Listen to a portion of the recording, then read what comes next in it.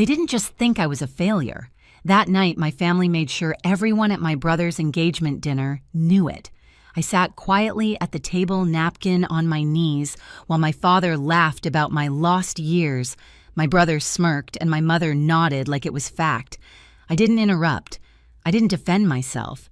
Then his fiancée leaned closer and whispered, "Wait, you're—" The room went still. Even my mother froze. Before I tell you what happened next, tap like, comment where you're listening from, and share if your family ever underestimated you, because that silence changed everything in that exact moment. My name is Lauren Hayes, and in my family, names only mattered if they came with titles people could brag about. Realtor, broker, investor, anything that sounded solid, predictable, and profitable. My name never did. It floated around the table like background noise, acknowledged only when someone needed a contrast. The engagement dinner was held in a private room downtown, the kind with dark wood walls and soft lighting, meant to make everyone look successful. White tablecloths, heavy silverware, a server refilling glasses before anyone asked. My parents loved places like this. They believed the room you sat in said more about you than anything you could explain. I was seated 2 chairs away from my brother, close enough to hear every quiet joke, far enough to be left out of the center. He looked relaxed, confident, already practicing the role of future patriarch. People leaned toward him when they spoke, laughed a little harder. My parents watched him with the same expression they'd worn my entire life when they talked about him, relief mixed with pride. No one asked me how I was. Not really. When someone did glance my way, my mother filled the space before I could answer. "Lauren's still figuring things out," she said gently, like she was smoothing a wrinkle only she could see. My father added something about patience, about how not everyone was built for real pressure. They smiled as if they were being generous. I focused on the table instead, the way the candle flickered, the faint smell of charred steak and pepper, the hum of conversations bleeding in from the dining room outside. These details grounded me. I'd learned a long time ago that if I stayed still, enough people would talk as if I wasn't there. My brother's fiancée sat across from me. She didn't dominate the table. She observed it. When my parents spoke, she listened without interrupting. When my brother talked about work, she asked questions that made him slow down. Her eyes moved carefully, taking in tone more than words. At one point, my father joked about how different my path had been. The table laughed politely. I felt that familiar tightening in my chest, the one that came from being turned into a story someone else controlled. I didn't correct him. I didn't defend myself. Silence had become my reflex, not because I was weak, but because I was tired of explaining a life no one wanted to understand. What no one at that table knew was that this wasn't just another dinner for me. It was a test of how long I could sit in a room built to exclude me, and what would happen if someone finally noticed the cracks. My name had always come last in conversations about success. Not announced, not celebrated, just appended like a footnote no one expected to read. That night at the restaurant wasn't new. It was simply louder. As my brother talked about his future plans, my parents leaned in, nodding at every sentence. My father added commentary, embellishing details, turning ordinary achievements into heroic stories. My mother smiled the way she always did when she believed she was presenting a perfect family to the world. Every so often, one of them glanced in my direction just long enough to remind me I was still part of the picture, barely. Their words carried me backward.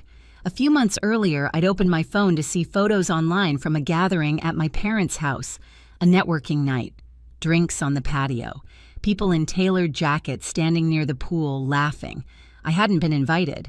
When I asked my mother about it later, she sounded surprised that I'd noticed. She said it was very technical and she didn't want me to feel uncomfortable, as if being excluded was a kindness. Then there was the holiday barbecue, the heat, the smell of charcoal, paper plates bending under food. I'd been talking to someone near the fence when my father's voice rose above the music. He was bragging again about my brother, about the business, about legacy. Then he laughed and mentioned me, not with pride, with amusement. People smiled awkwardly. Someone patted my arm like I'd lost something important, and everyone knew it. Back at the dinner table, my brother lifted his glass and made a comment about how not everyone takes the traditional route. He said it casually, like an observation, but his eyes flicked toward me. A reminder, a line drawn. I felt the familiar pressure behind my ribs, the urge to speak, to correct the story, to say something sharp enough to make them stop.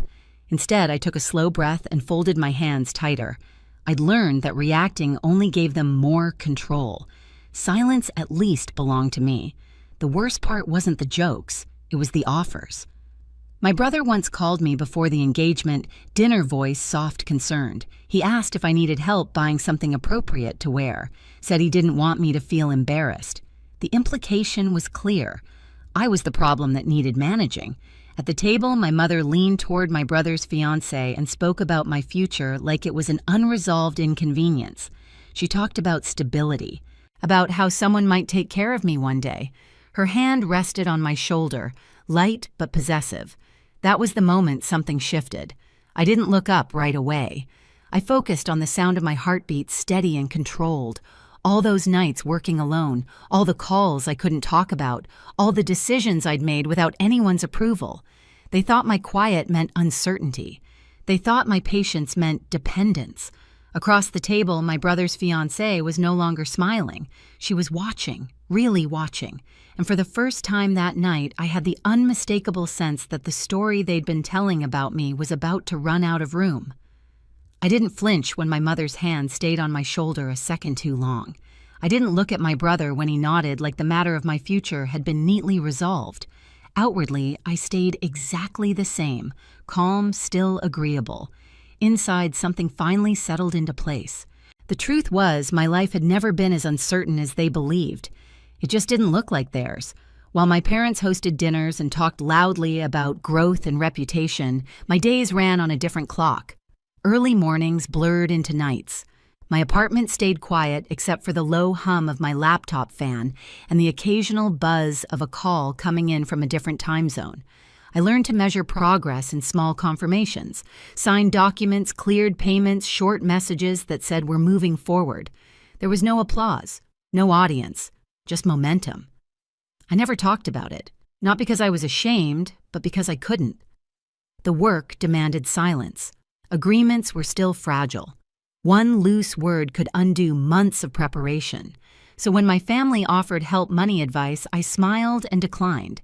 Letting them underestimate me was safer than correcting them. That night at the restaurant, as conversation flowed around me, I realized how deeply they'd mistaken restraint for weakness. They saw my rented apartment as proof I'd failed.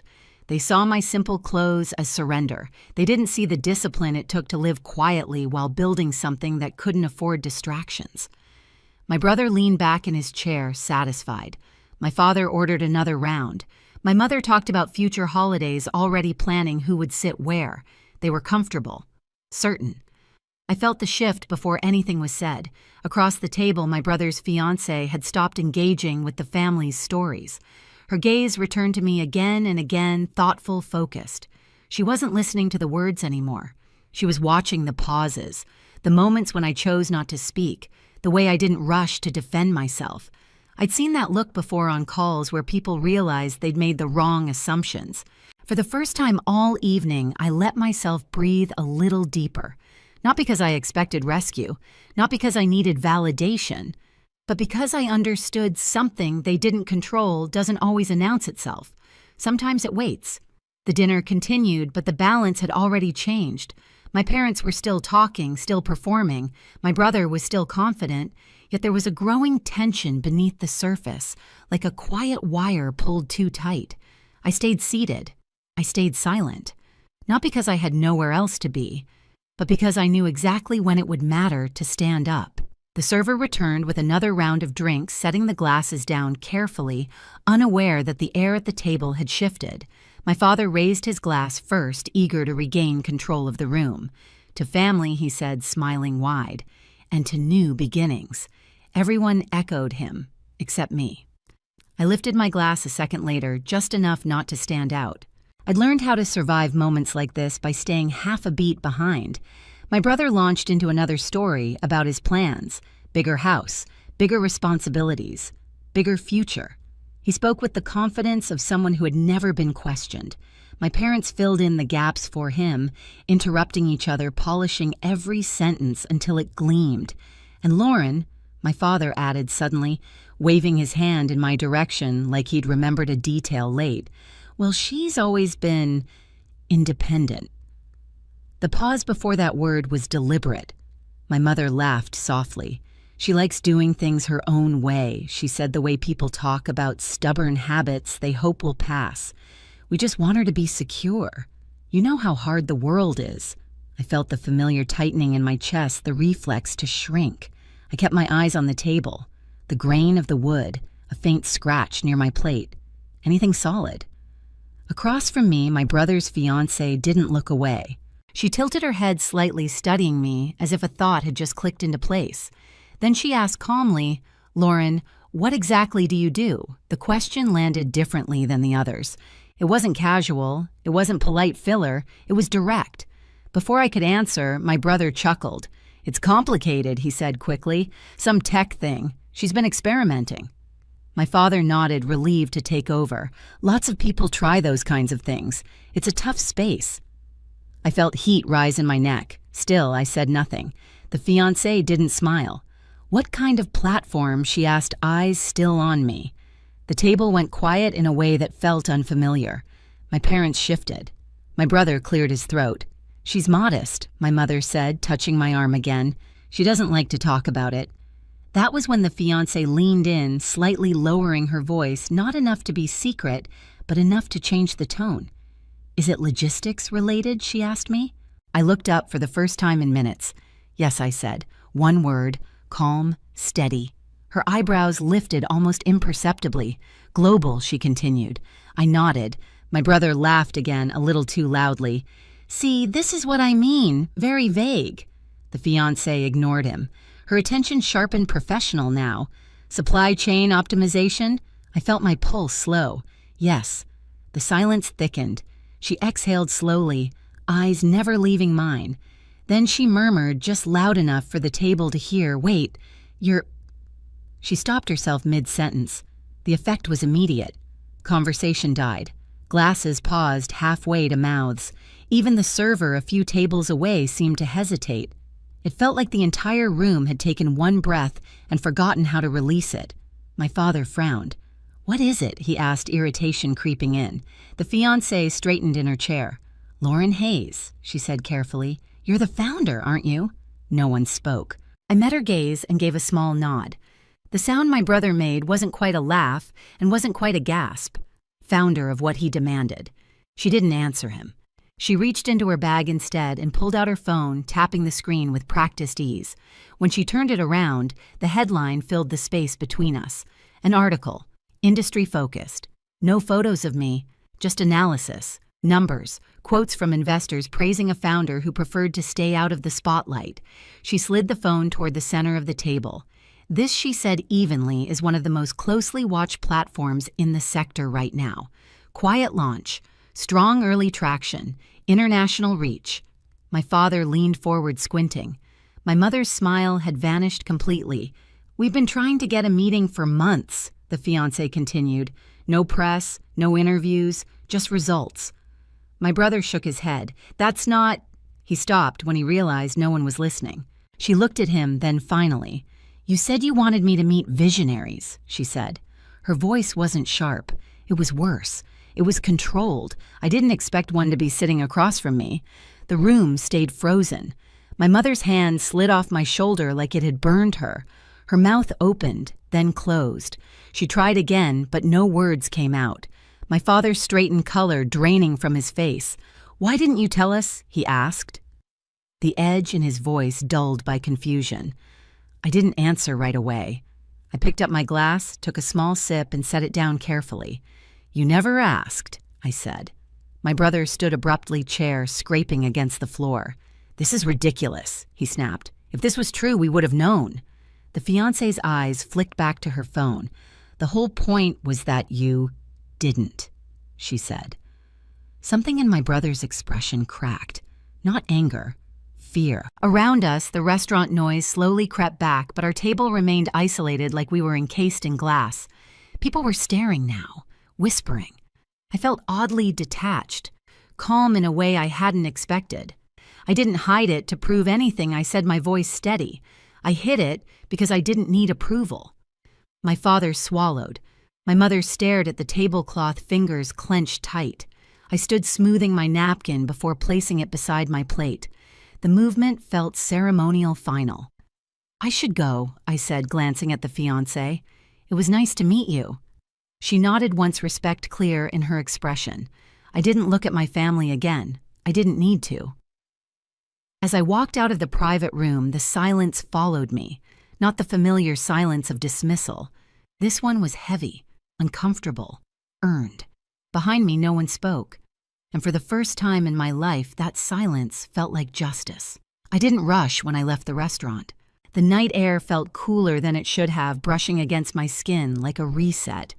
I walked a block before stopping, letting the noise fade behind me. My phone buzzed once in my hand. I didn't look at it. For years, I'd imagined this moment ending with shouting or apologies. Instead, it ended with nothing. And somehow, that was heavier. In the days that followed, the silence held. No family group messages, no carefully worded texts pretending nothing had happened. When my mother finally called, her voice was unsteady. She asked questions that sounded more like attempts to regain footing than genuine curiosity. I answered politely. Briefly, I didn't fill the gaps for her anymore.